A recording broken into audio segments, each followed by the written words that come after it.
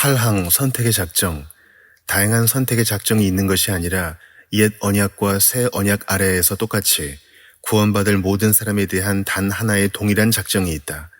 성경은 하나님의 선하신 기쁘심과 계획과 뜻의 결정이 하나이며 그것을 따라 하나님께서 영원전에 우리가 은혜와 영광에 이르도록 또한 우리가 구원받고 동시에 우리가 그 가운데서 행하게 하려고 예비하신 구원의 길을 따르도록 선택하셨다고 선포한다.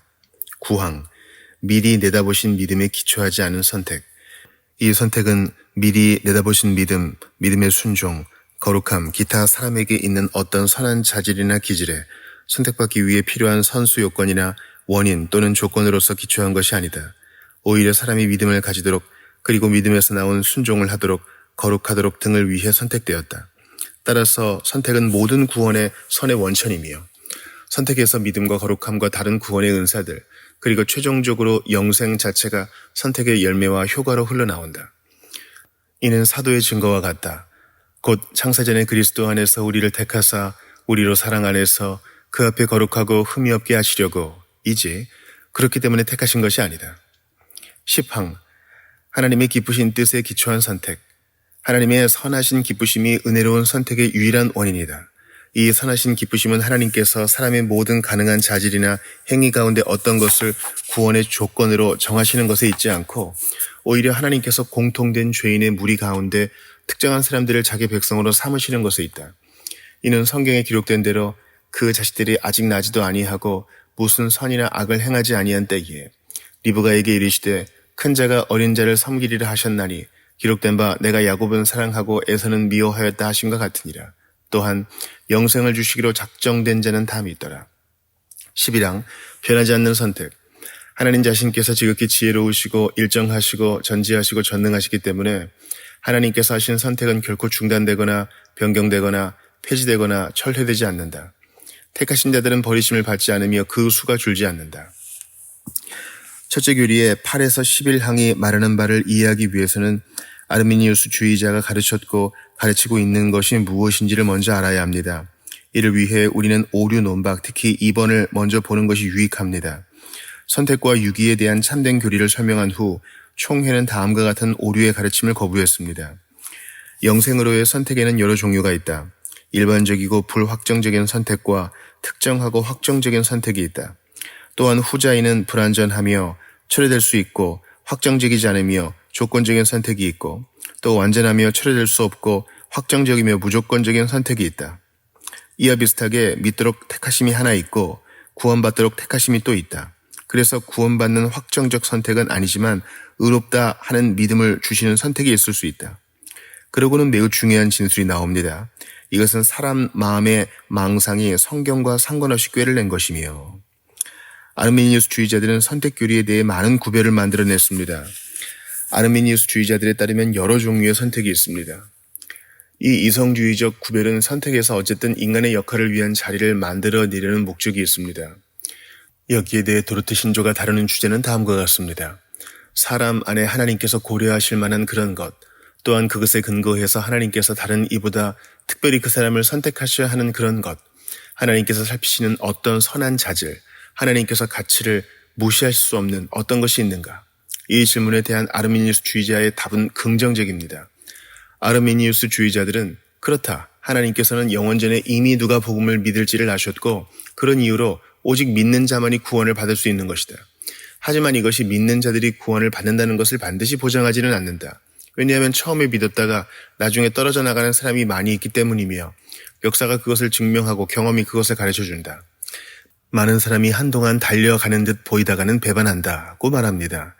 또 하나님께서는 미리 누가 믿음 안에서 인내할 것인지를 아셨고 따라서 믿음 안에서 인내하는 자들만 구원을 얻도록 선택하셨다고 말합니다. 아르미니우스 주의자들은 사실은 세 가지 선택을 주장했습니다.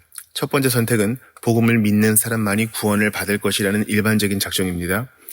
이 첫 번째 작정에서는 믿을 사람이 누구인지 아직 정해지지 않았고 어느 누구의 이름도 거론되지 않습니다. 이 선택은 죄인은 오직 믿음으로 구원받는다는 단지 확정적이지 않은 일반적인 명제입니다. 그러고는 아르미니우스 주의자들은 더 구별을 해서는 하나님께서 누가 믿을지 미리 아셨기 때문에 그 믿을 사람들 일정 수를 택하신 두 번째 선택이 있다고 말했습니다. 하지만 그리스도를 믿는 믿음만으로는 구원을 보장받지 못합니다. 왜냐하면 아르미니우스주의자들의 주장에 따르면 신자들은 여전히 배교할 수 있기 때문입니다. 따라서 하나님의 작정은 세 번째 선택을 포함하게 되는데 이 선택에 따르면 믿음 안에서 인내하는 사람만이 최종적으로 구원을 얻습니다. 만약 아르미니우스주의자들의 선택론이 참이라면 모든 것은 당연히 사람에게 의존합니다. 그리스도를 믿을지 결정해야 하는 것도 사람이고 복음을 영접해야 하는 것도 사람입니다. 또한 믿음 안에서 인내해야 하는 것도 사람입니다. 아르미니우스주의자가 말하는 복음은 하나님께서 인내할 사람만을 선택하신다는 것입니다. 다른 말로 하면 아르미니우스주의자의 복음 안에서 하나님께서는 언제나 사람에게 한두 발자국 뒤처져 계십니다. 따라서 믿음은 선택의 열매가 아니라 오히려 선택의 원인입니다. 당신이 모든 것을 해야만 합니다. 당신이 믿어야 하고 인내해야 하지 그렇지 않으면 하나님께서 진정하실 수 있는 일은 아무것도 없습니다. 이 모든 것에 진리의 요소가 하나도 없나요? 성경은 많은 부분에서 우리에게 믿고 회개하라고 권고하지 않나요? 예, 맞습니다. 하지만 그것이 우리에게 믿고 회개할 수 있는 능력이 있다는 것을 의미하지는 않습니다. 하나님께서 우리에게 믿고 회개하라고 명령하신다는 사실 자체가 사람이 믿고 회개할 본성상의 능력이 있음을 의미하지는 않습니다. 아르미니우스주의자는 해야 한다에서 할 수 있다고 결론을 내립니다. 그리고 다음과 같이 말합니다. 하나님께서는 우리가 할 수 없는 것은 결코 요구하지 않으신다. 따라서 하나님께서 내가 해야 한다고 말씀하시면 그것은 우리가 원하기만 하면 할 수 있다는 뜻이다. 칼빈주의자들은 이 점에 동의하지 않습니다. 하지만 동시에 우리가 해야 한다, 그 점은 진리다 하고 말합니다. 우리가 해야 한다는 것에 대해 성경은 풍성하고도 명백히 증언합니다. 하지만 성경은 또한 우리가 스스로 행할 수는 없다고 가르칩니다. 우리는 심지어 믿으려는 마음을 먹을 수도 없으며 회개할 마음을 먹을 수도 없고 따라서 은혜가 없이는 결코 믿음에 이를 수 없습니다. 은혜 없이는 우리는 결코 믿음 안에서 인내할 수도 없습니다. 이것이 성경의 가르침입니다. 이것은 하나님의 모든 백성이 경험하는 바와도 같습니다. 당신은 자신의 힘으로 믿으려고 노력해 본 적이 있습니까? 구원의 복음을 영접하려고 노력한 적이 있습니까? 회개하고 선행을 하려고 애써 본 적이 있습니까?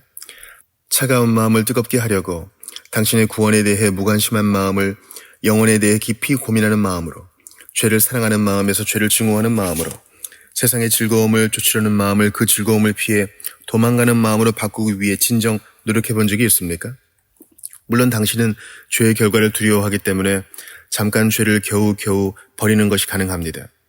당신의 정욕을 어느 정도 누르는 것도 가능합니다. 하지만 죄의 결과가 아니라 죄 자체를 증오하고 하나님의 뜻을 따르기를 진심으로 기뻐하기 때문에 죄를 버리는 것은 불가능합니다. 본성상 가능하지 않습니다. 결코 당신의 힘으로는 진정 죄를 버리고 정욕을 이길 수 없습니다. 이런 노력을 해봤을 회심하지 않은 사람들이여 여러분에게 호소합니다. 당신은 죄를 버릴 수 없습니다. 당신은 항상 죄로 다시 돌아갈 것입니다.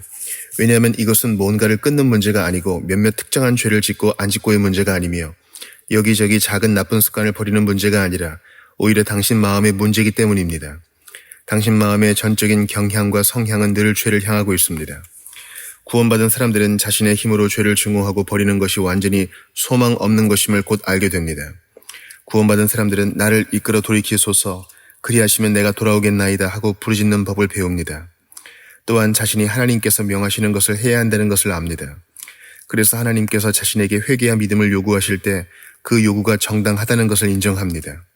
하지만 믿고 회개할 능력이 자신에게는 없다는 것과 사람의 죄된 무능력도 알게 됩니다. 그러나 할 수 없다는 것이 변명이 되지는 않습니다. 무능력을 자신의 죄와 책임으로 느낍니다.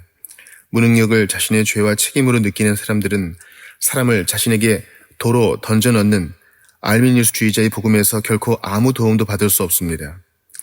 이 사람들을 돕는 복음은 하나님께서 예수 그리스도 안에서 모든 것을 행하셨고 하나님께서 있는 모습 그대로 무능력한 그대로 심지어는 하나님을 향한 적대감과 증오감까지도 그대로 가지고 그리스도 안에서 하나님께로 나아오는 죄인들을 반겨 맞아주신다는 그런 복음입니다. 이전에 우리는 하나님께서 죄인들을 그리스도 안에서 선택하셨다고 말했습니다. 이것이 의미하는 바는 하나님께서 구원의 길, 즉 믿음과 회개까지도 결정하셨을 뿐만 아니라 하나님께서 택하신 자들 안에 이 믿음과 회개의 은혜들을 역사하신다는 것입니다. 우리는 이 사실을 배웠습니다. 하나님께서는 택하신 자들을 믿도록 선택하셨고 믿음 안에서 인내하도록 선택하셨습니다. 따라서 믿음은 선택의 열매지 선택의 조건이 아니며 선택의 원인도 아닙니다. 사도행전 13장 48절에서 사도 바울이 영생을 주시기로 작정된 자는 다 믿더라고 한 말은 이 점을 매우 명확히 해줍니다. 알미니우스 주의자는 이 말씀의 앞뒤 순서를 뒤집어서는 믿을 자는 다 영생을 주시기로 작정하셨더라고 말합니다. 그러나 이것은 성경을 왜곡하는 것입니다. 요한복음 15장 16절에서 예수님께서 너희가 나를 택한 것이 아니요 내가 너희를 택하여 세웠나니 라고 하신 말씀을 우리가 또한 받았습니다. 이것은 참이고 믿음이 하나님의 선물임을 인정할 때 그럼 누구에게 이 선물이 주어지고 누가 이 선물을 부여받는 것인가요? 알미니우스 주의자는 그 질문에 자신들만의 답을 가지고 있었습니다. 오류 논박 4번에서 알미니우스 주의자들은 사람이 본성의 빛을 바르게 사용할 뿐 아니라 경건하고 겸손하고 온유하며 영생에 합당한 자가 되어야 한다고 가르칩니다. 다른 말로 하면 하나님께서는 본성의 빛을 바르게 사용하고 경건하고 겸손하고 온유한 사람들에게만 믿음을 선물로 주신다는 말입니다.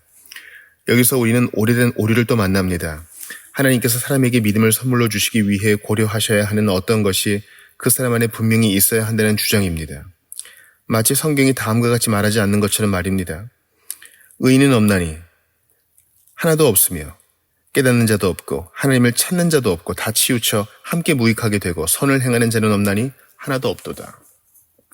도르트의 우리 선조들은 본성의 빛에 대해 할 말이 있었습니다. 선조들은 본성의 빛을 후에 셋째, 넷째 교리에서 다루었지만 저는 여기에서 셋째, 넷째 교리의 사항을 보며 본성의 빛을 언급하려고 합니다. 우리 선조들은 사람에게 하나님의 형상이 조금 남아있다는 것을 인정했습니다. 사람에게는 본성의 빛이 희미하게 비춥니다. 우리 선조들은 다음과 같이 말했습니다. 하지만 결코 이 본성의 빛은 사람을 하나님께 대한 구원의 지식과 참된 회심으로 이끌지 못한다. 심지어 사람은 이 본성의 빛을 자연적이고 사회적인 일들에조차 바르게 사용하지 못한다. 게다가 이 빛을 여러 방법으로 완전히 오염시키고 불의로 막기 때문에 사람은 하나님께 핑계할 수 없게 된다.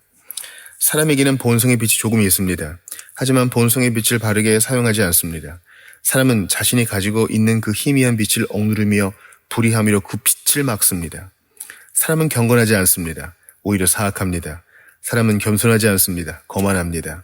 믿음을 선물로 받기에 합당하지 않습니다. 오히려 사람은 믿음의 선물이나 다른 어떤 선물을 받을 만한 자격이 전혀 없습니다.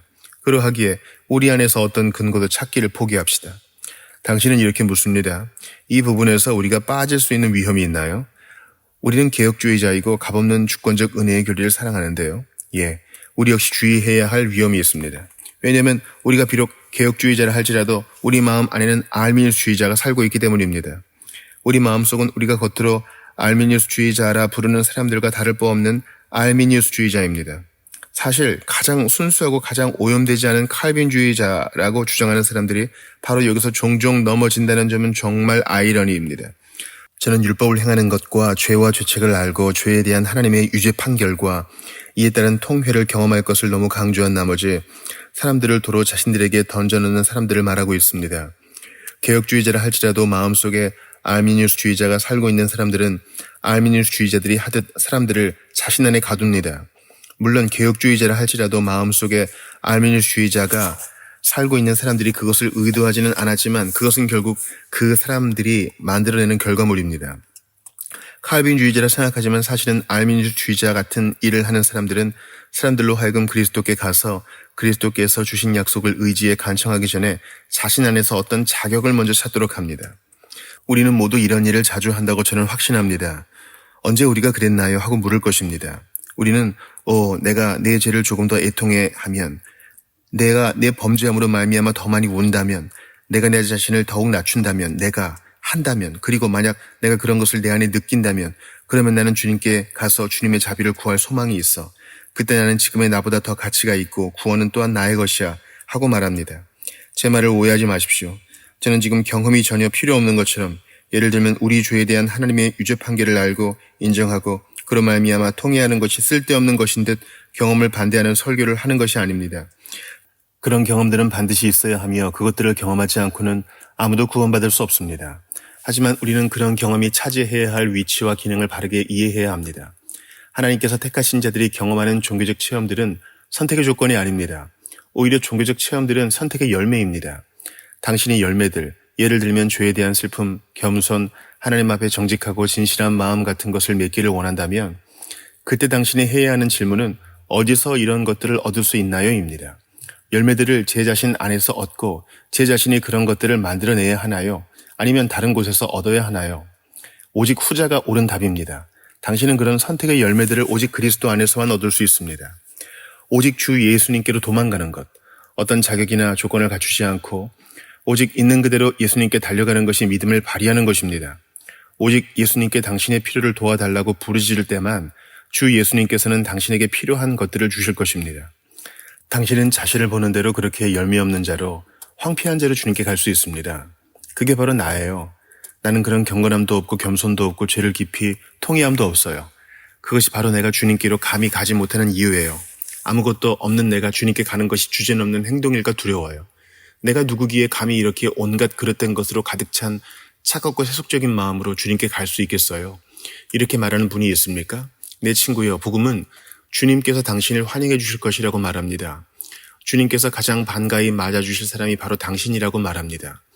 당신이 죄에 대해 전혀 슬퍼할 필요가 없다는 말이 아니라 당신이 죄에 대한 슬픔을 찾을 수 있는 곳은 오직 주님께서 주시기로 약속한 곳, 곧 주님의 발 아래라는 말씀입니다.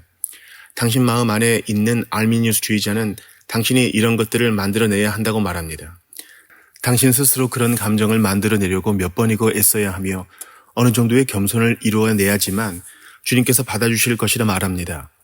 청교도들이 종종 말하듯이 이런 알미니우스주의자들은 거미처럼 믿음과 회개를 자신의 뱃속에서 뽑아내서는 이것을 하나님께 제물로 드리려고 합니다. 알미니우스주의자들은 말합니다. 주님, 저를 보세요. 여기 제가 있습니다. 저는 간절히 기도했고 크게 통곡하며 울었습니다. 주 예수님, 제가 주님 앞에 합당한 자가 아닙니까? 하지만 복음은 회개함과 믿음을 주시려고 오른손으로 높이사 임금과 구유를 삼으신 그리스도께로 나오라고 말합니다.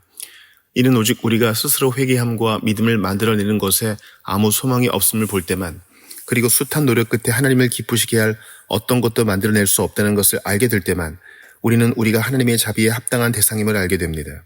그때 우리는 모든 것이 하나님께로부터 나옴을 경험으로 알게 됩니다. 그것이 바로 주님께서 생각하시는 바입니다. 주님께서는 우리가 믿음과 회개가 오직 주님께로부터만 나옴을 깨닫는 데까지 이르기를 원하십니다. 그때 주님께서 영광 받으십니다. 자신의 모든 가능성이 바닥을 드러낸 죄인이 최종적으로 구원받을 때 구원받은 죄인은 자신 안에는 아무것도 없었음을 알고 그리스도께 모든 영광을 돌립니다. 또한 그때 우리는 믿음뿐 아니라 뒤따르는 모든 은혜들이 하나님의 주권적인 선택에서 나오는 것임을 알고 하나님께 영광을 돌립니다. 그때 역시 우리는 돌트 신조 구황이 말하는 바에 동의할 것입니다. 선택은 모든 구원의 선의 원천이며 선택에서 믿음과 거룩함과 다른 구원의 은사들, 그리고 최종적으로 영생 자체가 선택의 열매와 효과로 흘러나온다. 우리 구원에 필요한 모든 것은 그리스도 안에서 우리를 택하신 하나님의 선택하시는 주권적 은혜로 말미암은 것입니다. 성경에서 주권적 선택에 대한 좋은 예라면 바로 야곱입니다. 야곱에 대해 바울은 로마서 9장에서 야곱이나 야곱의 형제 에서가 태어나기 전에 이미 하나님께서 하나님의 사랑을 야곱에게 두셨다고 말합니다. 하나님께서는 야곱과 에서가 해를 보기 이전에 야곱을 선택하셨습니다. 야곱과 에서는 자라가면서도 야곱 안에는 하나님께서 에서 대신에 야곱을 선택하시면 하는 야곱의 형과 구별되는 어떤 것이 전혀 없었습니다. 사실 창세기에 기록되어 있는 야곱의 일생을 통해 야곱의 성격을 우리가 더욱더 관찰할수록 우리는 왜 하나님께서 에서는 지나치시고 하나님의 사랑과 관심을 야곱에게 쏟으셨는가에 대해 아무 이유도 찾을 수 없다는 것을 더욱 분명히 알게 됩니다. 태어날 때부터 야곱은 속이는 자였고 남을 제치고 자신의 것을 취하려는 자였습니다. 에서가 야곱이 자신을 2번이나 속이고 자신의 복을 빼앗았을 때 그가 나를 속임이 이것이 2번째니이다 하고 말했습니다. 원어에서 이것은 매우 강한 의미입니다. 에서는 2번이나 야곱이 나를 야곱했나이다. 이것이 바로 야곱이라는 말의 의미입니다. 야곱이 속였다. 야곱이 내 자리를 차지해버렸다. 여기서 우리는 선택이 사람에게서 나는 것이 아니며 사람 안에는 하나님께서 고려하셔야 할 어떤 것도 없음을 분명히 보게 됩니다. 왜 하나님께서 에서가 아니라 야곱을 선택하셔야 했습니까? 다른 예를 들어봅시다. 왜 하나님께서 욥을 택함받는 족속의 아버지로 택하지 않으셨습니까? 왜 하나님께서 야곱을 이스라엘의 아버지로 택하셔서 야곱에게서 그리스도께서 나게 하셨습니까? 욥은 이스라엘의 아버지 그리스도의 조상 직분을 감당하기에 훨씬 나은 후보자입니다. 왜냐하면 성경은 욥을 하나님 앞에 온전하고 정직했다 묘사하기 때문입니다. 욥은 주시니도 여호와시요 거두시니도 여호와시오니 여호와의 이름이 찬송을 받으실지니이다 하고 걸음더미 위에서 말할 수 있는 사람이었습니다. 물론 욥은 뛰어난 사람이었으며 하나님께서 욥을 선택할 수도 있으셨습니다. 그러나 하나님께서는 그렇게 하지 않으셨습니다. 왜 하나님께서 야곱을 선택하셨을까요? 시편 135편은 그것을 다음과 같이 정리합니다. 여호와께서 자기를 위하여 야곱, 곧 이스라엘을 자기의 특별한 소유로 택하셨음이로다. 더 이상의 설명이 성경에 없습니다. 하나님께서는 하나님 안에서 이유를 찾으십니다. 하나님께서 하나님 자신 안에서 이유를 찾으시고 야곱 안에서는 어떤 이유도 찾지 않으시기에 그것이 바로 야곱들, 즉 자신들을 속이는 자로 보는 모든 사람에게 소망이 있는 것입니다. 당신도 이스라엘, 하나님의 왕자가 될지 누가 알겠습니까? 하나님의 백성이 되려면 당신은 여호와의 사자와 씨름하는 법을 알아야 합니다. 그리스도를 떠나서는 선택도 없고 선택에 대한 이해도 결코 없습니다. 이 점을 계속해서 반복해서 강조해야 합니다. 왜냐하면 이것은 비밀이기 때문입니다. 당신은 하나님의 사자와 씨름을 해야 합니다.